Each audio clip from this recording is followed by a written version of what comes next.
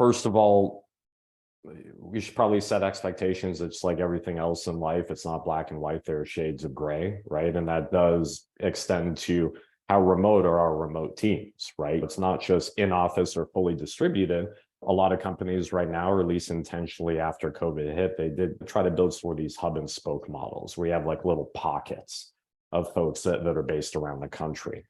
If that's the case, as far as not seeing people nearly as much as you used to, I think a lot of leaders underestimate the power of just being visible in person, right? There is a benefit to seeing how tall people are, but there is also an additional benefit just from a leadership and a motivational perspective about you as a leader, especially if you're a level above, maybe their frontline leader, actually spending time in person with these folks. But taking a step back, just talking about managing and motivating remote teams in general, cardinal rule is that there's never such thing as too much communication. Another thing that I know a lot of leaders have rolled out that's worked really well is leadership. When it comes to things like KPIs and metrics and obviously the higher level goals, it's instinctive for us to make assignments.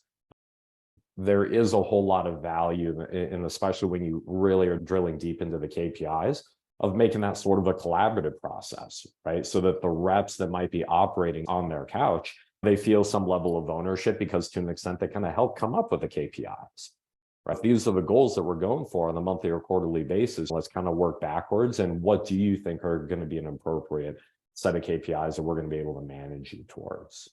And then last but not least, once you have those settled, it really does come down into drilling deep as far as expectation setting, right? So these are the goals, and we've kind of agreed on these KPIs on a daily basis. We need to make sure that we're setting clear expectations of, okay, here's how we're going to achieve these KPIs that we, again, collaborated on together.